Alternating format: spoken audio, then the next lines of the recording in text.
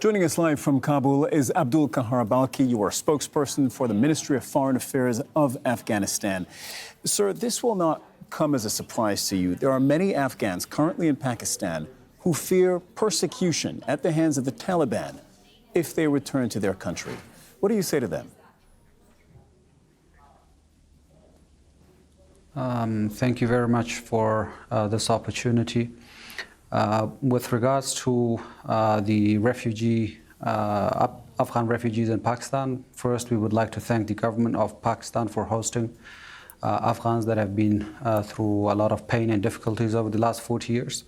And we would like to express our appreciation and also for the warm hospitality shown by the people of Pakistan to the Afghans who have resided there for many decades. With regards to the return of the Afghan refugees,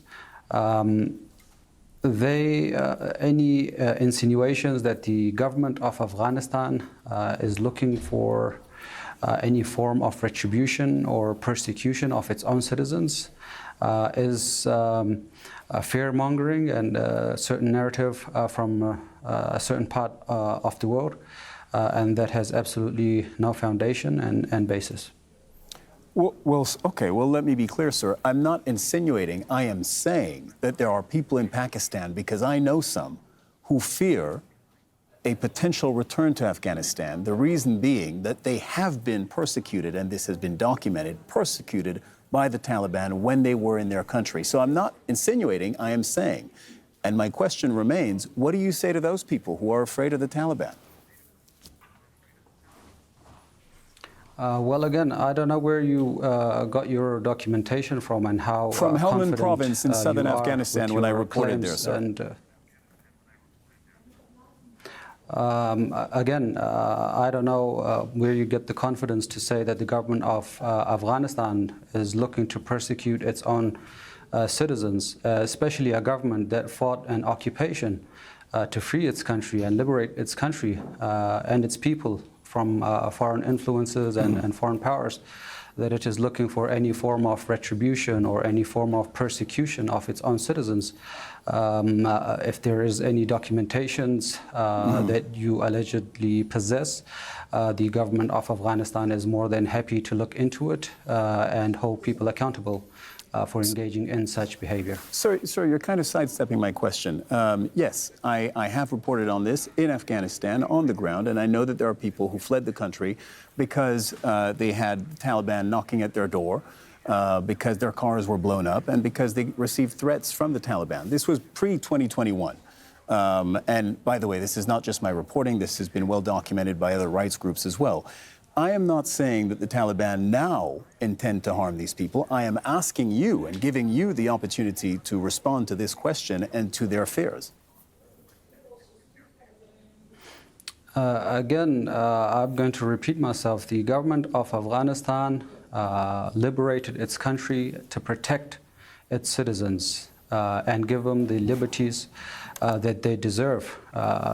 We are in no shape, way, or form have ever engaged in or looking to persecuting our own citizens. They have equal rights. Every single Afghan has equal rights and is accountable to law. Okay, and so that includes, for instance, Afghan interpreters who worked with U.S. forces that were fighting the Taliban. That would include also judges, policemen in Afghanistan who also found themselves on the wrong side of the Taliban. All those people, you're saying, can come back to Afghanistan and be safe. Is that correct? We have maintained a policy of general amnesty. We are Muslims, alhamdulillah.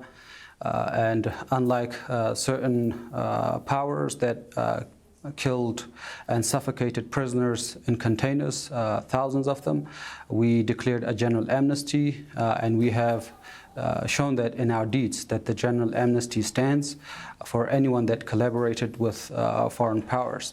There are hundreds of thousands that are currently working shoulder to shoulder with the government of Afghanistan and government bodies, and there are millions of others who are living peacefully and enjoying their lives. Okay, and I was wondering, has there been coordination between your government and the Pakistani authorities for essentially deporting tens of thousands of Afghans back to your country, back to Afghanistan? Sadly, this affair was conducted one-sided. There was no coordination. There was no warnings. There was no a sense of following practices, international practices, and it was a forced expulsion of Afghans, both documented and undocumented. We've shared our concerns with international bodies and also with the government of Pakistan. We continue to see this as a concerning development, and we hope as we move forward that we can address the mutual concerns of each other and find a better pathway forward that safeguards the goodwill that the government of Pakistan and the people of Pakistan had shown towards the Afghan refugees who were forcefully displaced from Afghanistan by foreign occupying forces over the last 45 years. Abdul Kahar Balki, spokesperson for the Ministry of Foreign Affairs in Afghanistan, thank you very much for joining us from Kabul in the program.